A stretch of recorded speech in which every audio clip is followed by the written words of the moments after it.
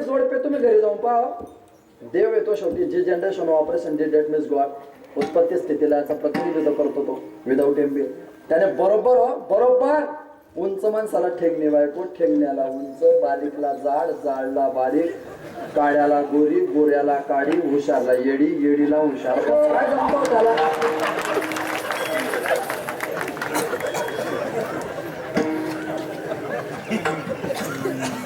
तुम्ही घरी जाऊन अनुभव घ्या. सगळे हुशार एका बाजूला उमटी पडू नये म्हणजे एका हुशार एक येड free, get buy one free. काय ऑफर आहे की नाही?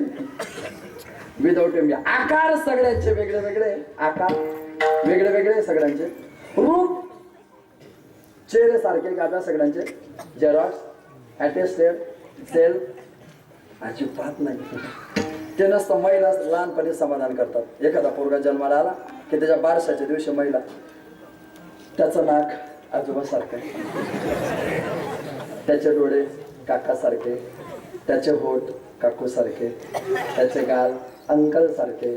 हे नसतं. लहानपणी म्हणायचं असतं की याच्यासारखा आहे, त्याच्यासारखा आहे, याच्यासारखा आहे, त्याच्यासारखा आहे. तोच पोरगा 22 वर्षाचा झाला दारू पिऊन आला की त्याच घरातले लोक म्हणतात कोणावर पडला कोणाच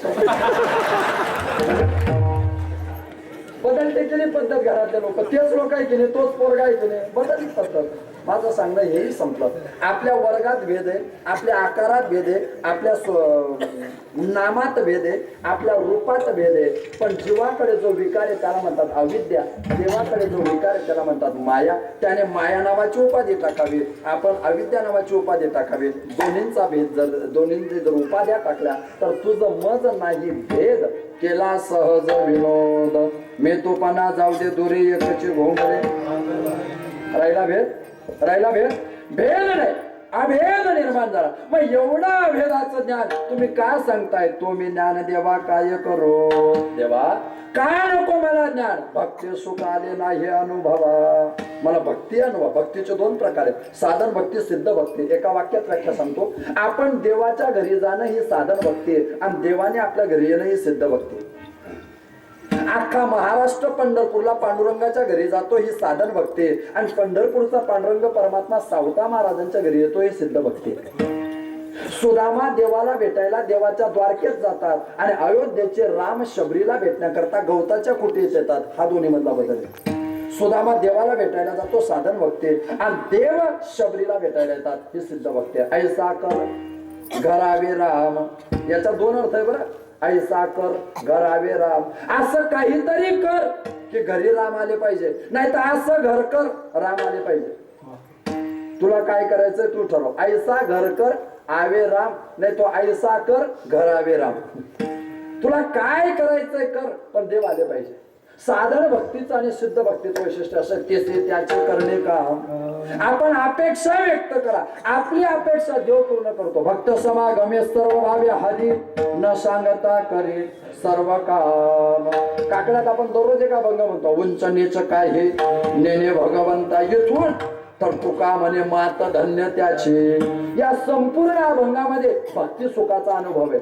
अर्जुनाची घोडे धुतली अनंते, ज्ञानियाची भिंत अंगे वडी, सजन कसा विकुला गे मांस माड्या सावत्या शपथ. म्हणून असं इथे वारकरी संप्रदायात येणारा माणूस कसाही असो नाही तर कसाही असो, है की नाही, सगळ्यांना जवळ करतो तो वारकरी संप्रदाय. काय नाही करतो देव. चर्म रंगू लागे रोहिदासा संगे, चर्म रंगू लागे रोहिदासा संगे.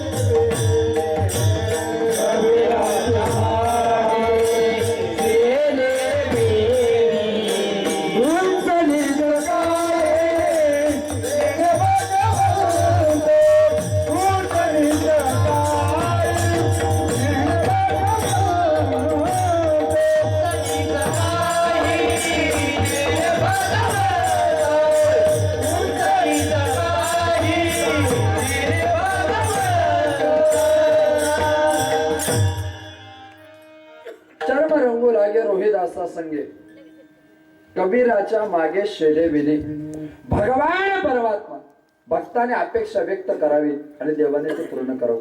माझ्या बहिणीचं लग्न दुर्योधनासोबत व्हावं असा दुर्विचार ज्यांच्या अंतःकरणात होते ते बलराम दादा.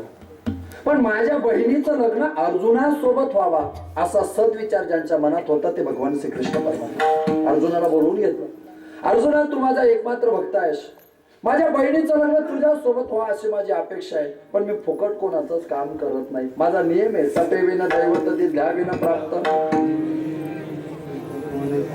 फुकट नाही, काहीतरी फायदा असेल तरच सांगे. अरे मी पाकिट घेतल्याशिवाय कीर्तन सुद्धा करत नाही असं देव म्हटले. आपला नाही हा विषय देवाचा. अर्जुना तुला जर वाटत असेल की अखंड सुभद्रेसोबत तुझं जीवन जावं तर तुला माझी भक्ती करावी लागेल. 1 वर्ष वनवासात जा, 1 वर्ष दाढी जटा वाढव, माझं चिंतन कर. 1 वर्षानंतर सुभद्रेसोबत तुझं लग्न लावण्याची जबाबदारी. पण अगोदर भक्ती करून घेतली. अर्जुन वनवासात गेले, दाढी वाढवले, जटा वाढले. 1 वर्ष अर्जुनाचं एक असं श्रीकृष्ण गोविंद हरे मुरारी एकमेव अखंड चिंतन. 1 वर्षाने अर्जुन घरी आले, दाढी वाढलेले, जटा वाढलेले. देवा आता काय करू, काहीच नको करू. द्वारकेच्या बाहेर भलं मोठं झाड आहे, त्या झाडाखाली बसायचं. बसून तुला दाढी जटा वाढल्यामुळे लोक तुला ओळखणार नाही, पण तू लोकांना ओळखू शकतो. म्हणजे मग जोही माणूस या रस्त्याने गावातला जाईल त्याला नाव धरून हाका मारायची. म्हणजे याचा फायदा काय, याचा फायदा एकच, तू नाव धरून हाका मारायला लागला की लोकांना वाटेल साधू खतरनाक आहे, ते आपण भविष्य सांगतो. फेस रीडिंग ऍस्ट्रॉलॉजिकली स्टेबल आहे. आणि ठरलं अर्जुन जोही माणूस रस्त्याने यायचा त्याला नाव धरून हाका मारायचे. लोक म्हणायचे बापरे काय करतो. लोक जाहिरातीला बळी पडतात, लोक जाहिरातीला बळी पडतात. जाहिरातीत लोकांना एवढं भान नसतो. मला अजून माझं 31 वर्ष वय आहे. मला 2 जाहिराती अजून मागच्या 22 वर्षापासून समजल्या. 7-8 वर्षापासून टीव्ही पाहतो मी. 2 जाहिराती अजून समजल्या नाही मला. पार्लेजीच्या पुढ्यावरची पोरगी अजून मोठी झाली नाही आणि MDH मसाल्याचा म्हातारा अजून मेला नाही. काय त्यांचं प्लॅनिंगच समजत नाही मला. मी एवढा होतो तेव्हापासून त्या म्हाताराचा चेहरा असा मेल्यागत वाटतोय. माझा चेहरा मेल्यागत झाला पण त्याचा चेहरा कसा. मला आश्चर्य वाटतं की कशा जाहिराती असतात. ते मुलींकरता महिलांकरता जाहिरात आहे. कुठली लावली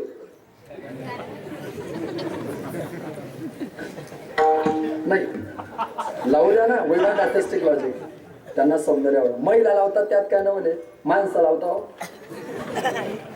अरे माणसं लावतात त्यात काय. माणसांमध्ये माळकरी लावतो, माळकरी माळकरी माळकऱ्यांमध्ये टाळकरी लावतो. हे सगळे सोडून हे उद्या सकाळी 12 पर्यंत चांगलेच आहे. आपल्या पोरीचं लग्न होऊन आपली पोरगी जावयाच्या गाडीत बसत नाही तोपर्यंत भाऊबंधांना वाईट म्हणायचं नाही.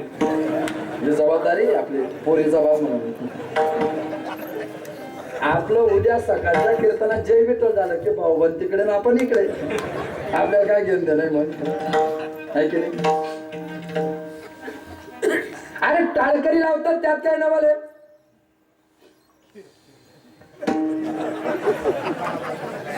जे तुमच्या पोटात ते माझ्या पोटात. कोण लावतात, महाराज लोक लावतात. इकडे आले की कीर्तनाला अभंग घेतात, देह जावं थोडा हो, आणि तिकडे फेटा बांधताना पावडर लावू.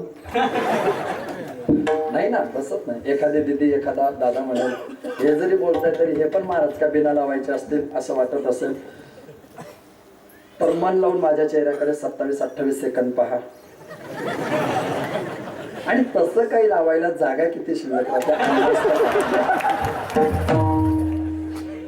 मुळात ज्याची कंपनीवर सरकारने आरक्षण टाकलंय त्याने काय प्लॅनिंग टाका प्लॉटचे. आपल्या डोक्याच्या बाहेरचं काम आहे. माझा मुद्दा इतका व्यापक नव्हता. लोक जाहिरातीला बळी पडतात. बलराम दादाला माहिती पडलं की आपल्या गावाच्या बाहेर कुणीतरी साधू आलाय आणि चेहरा पाहून भविष्य सांगतो. बलराम दादाने कृष्णा चल लवकर. कुठे कुठे म्हणजे, अरे कोणीतरी साधू आलाय चेहरा पाहून भविष्य सांगतो. तुलाही पुतना मावशीपासून जरा संध्यापर्यंत एक टेन्शन आहे. आपण तुझंही भविष्य पाहू. आता देवाला माहिती नव्हतं का कोण आलंय. तो म्हटलं दादा काय माझा अशा लोकांवर विश्वास बसत नाही. दादा म्हटलं शंका घेऊ नको. चल म्हटलं ना चाल. गेले दोन्ही भाऊ. बलराम दादा पुढे, देव मागे आणि अर्जुन पुढे बसले. आता अर्जुनाने बलराम दादाकडे पाहिलं आणि अर्जुनाला थंडीत घाम आला. अर्जुनाला वाटलं या बाबाने जर ओळखलं तर कठीण काम आहे. अर्जुन असे लटलट कापायला लागले. मागून देवाने सांगितलं it is a golden chance, अभी नाही तो कभी नाही. शेवटी अर्जुन हिंमत को किंमत आहे.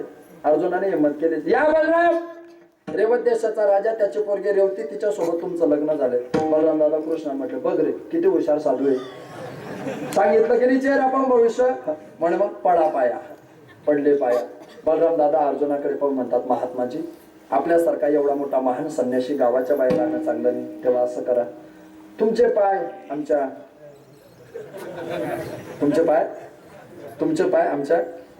हा नियमच आहे. साधू भेटला की पाय धुवायचे, पुढारी भेटला की हात धुवायचे. दोन्ही पुन्हा भेटत नाही. आता जे काल भेटले ना ते 5 वर्षाने भेटतील 99%. एखादा 1% राहतो जो कंटिन्यू संपर्कात असतो नाही का. म्हणून मतदार पण हुशार होऊन गेले. इतके टॅलेंट झाले ना मतदार. सकाळी बीजेपी वाल्या बरोबर जात होतो, दुपारी राष्ट्रवादी, 4 वाजता शिवसेना आणि रात्री 9 वाजता काँग्रेस वाल्याबरोबर जेवायला. त्या उमेदवाराला टेन्शन होतं, हा नेमकं कोणाचं काम करतो. आपण त्याला विचारलं का हो तुम्ही, तर त्याच्या बरोबर पण दिसले. तो वरून आपल्याला अक्कल शिकवतो. सगळ्यांशी संबंध आहे, मेंटेन ठेवावं लागतात. म्हणजे वरून आपल्याला तो अक्कल शिकवतो. केवढी कठीण परिस्थिती आहे नाही का. म्हणून उमेदवार पण टेन्शन घेत नाही. मला म्हणजे मी तुमच्या जिल्ह्यापुरते बोलत नाही, ऑल महाराष्ट्रात बोलतो. किती मतदार लोकांनी आपल्या उमेदवाराला विचारलं की तुझं आमच्या सर्कलच्या संबंधाने काय जाहीरनामा आहे. किती लोकांनी विचारलं. किती लोकांनी शपथ घेऊन सांगा पांडुरंगाची की आम्ही जाहीरनामा वाचला आणि जाहीरनाम्यातले त्याच्या आश्वासनं पाहून त्याला मतदान केलं. घेणं देणं राहिलेलं नाही लोकांना. आणि म्हणून गणित असं आहे, मी नेहमी सांगतो, मला माफ करा, मी तुमच्या भावासारखा पोरासारखा. स्वतःचं शरीर विकून पैसा कमवणारी वेश्या आणि स्वतःचं मत विकून मतदान करणारे मतदार यांनी जेवढं देशाचं वाटोळं केलंय ना तेवढं जगात कोणीच वाटोळं केलेलं नाही. अधिकार जर विकताय तर राहिलं काय तुमच्याकडे. स्वतःचा अधिकार जर विकताय तुम्ही तर राहिलं काय तुमच्याकडे. म्हणून ते नेते पण टेन्शन घेत नाही. नेता येईल तितका आपल्या घरी नेता, तोच खरा नेता. घरीच नाही नेता तर कसं काय नेता. म्हणून नेताही टेन्शन घेत नाही. अवघाचे तालुका सुखाचा करेन, उपाशी मारेन पूर्ण गावांचे. जाईन गे मायेत या मतदारसंघा भेटेन मतदारा फुलिया. सर्व सुकृताचे घोटाळे करीन क्षम मी देईन भ्रष्टाचारा. बाप रखुमा देवीरू मतदाराचे भेटे तुमच्या सेवेसाठी निवडून द्यावा. तुम्ही मागच्या गदीनं यावा. असं आहे. चला तुमचे पाय आमच्या घराला लागू द्या. मग अर्जुनाने सरळले गाव ना. खोटं वैराग्य जास्त ताकद देतो. अर्जुन बलराम दादाकडे पाहून की बलराम दादा म्हणे नाही हम संन्यासी लोग किसी के घर नहीं जाते. मग श्रीकृष्णाने इशारा केला क्या नाही जाते, सुभद्रा घरीच आहे, फिर जाते. अरे कशासाठी होता उद्व्याप, सुभद्रेसाठीच ना. फिर जाते. आले घरी. सुभद्रेने पंचपक्वान्नाचा स्वयंपाक केला. महिला वर्ग वाढायची पद्धत असते बरं. आधी मीठ, शेवटी स्वीट, तेव्हा जेवण नीट. असं कधी काही चालत नाही. नियम आहे शास्त्राचा. आधी मीठ मग स्वीट तेव्हा जेवण नीट. अर्जुन जेवायला बसले. पंचपक्वान्नाचं जेवण आणि अर्जुनाचं जेवण चालू झालं. आणि तुम्हाला सांगतो अर्जुनाचं जेवण चालू असताना काय अर्जुनाचं भाग्य आलं कोणास ठाऊक. त्याच्या योगाने सुभद्रा वाढायला आली. आणि सुभद्रा वाढायला आल्याने सुभद्रेची अर्जुनाची नजरानजर झाली. आणि अर्जुन मनातल्या मनात घास चावता म्हणतो ॲथेस्टिक मीन्स ॲथेस्टिक. म्हणजे सौंदर्य म्हणजे सौंदर्यच बास. अर्जुनाची सुभद्रेवर नजर गेली आणि भाऊ खाली आमटीमध्ये बासुंदी टाकून प्यायला लागला.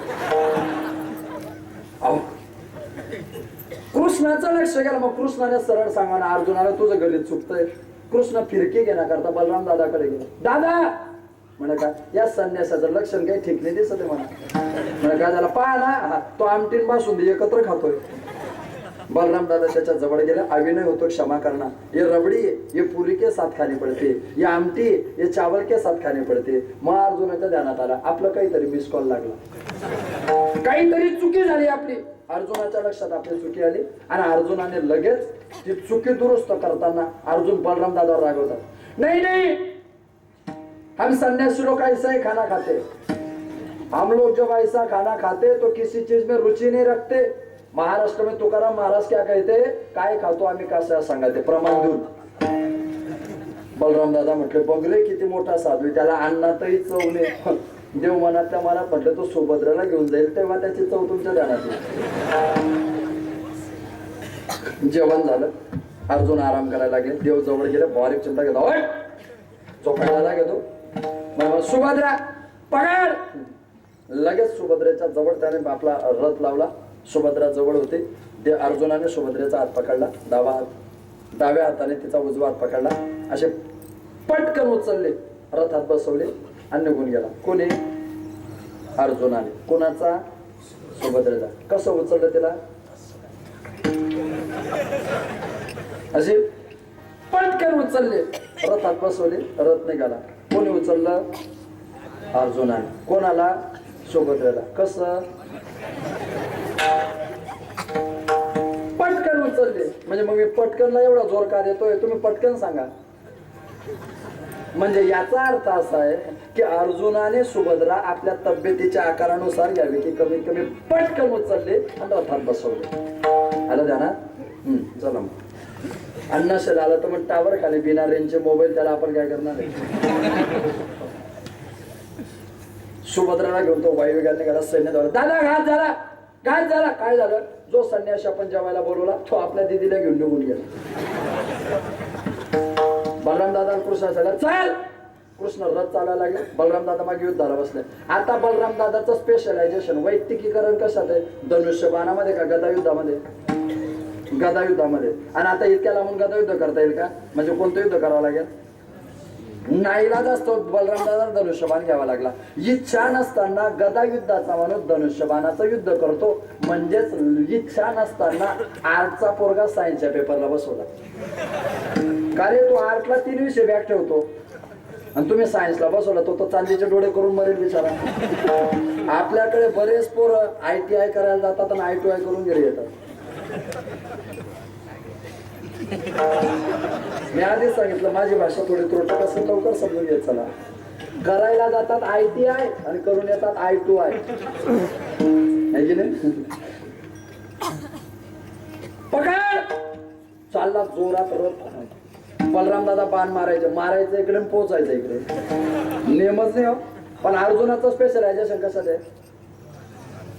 अर्जुनाचा बाण लागला असता की नाही, अर्जुन बाणाचं टोक मोडायचे आणि बिन टोकाचा बाण मारायचे. प्रोसिजर कम्प्लीट करणे मागील सभेचे इथं वृत्त वाचून. अर्जुन बाण मारायचे बिन टोकाचा. बलराम दादा म्हणजे पकड. तो आपल्या दिदीला पकडतोय, पकड. तो आपल्या दिदीला पकडतोय. रथ अतिशय जवळ आला. आणि मग सुभद्रा अर्जुनाला म्हटले का हो, तुम्ही युद्ध पण करताय, तुम्ही रथ पण चालवताय, मी पण देवाची बहीण आहे, मला पण रथ चालवता येतो. असं करा, तुम्ही युद्ध करा, मी रथ चालवते. कोण? सुभद्रा. मग सुभद्रा रथ चालवायला लागली आणि अर्जुन युद्ध करायला लागले. इकडं बलराम दादाचा तीच चाल, तेच रिदम, तोच ताल. पकड. तो आपल्या दिदीला पकडून येतो. पकड. तो आपल्या दिदीला पकडून येतो. देवालाही राग आला. देव म्हटलं दादा नका, नीट पहा.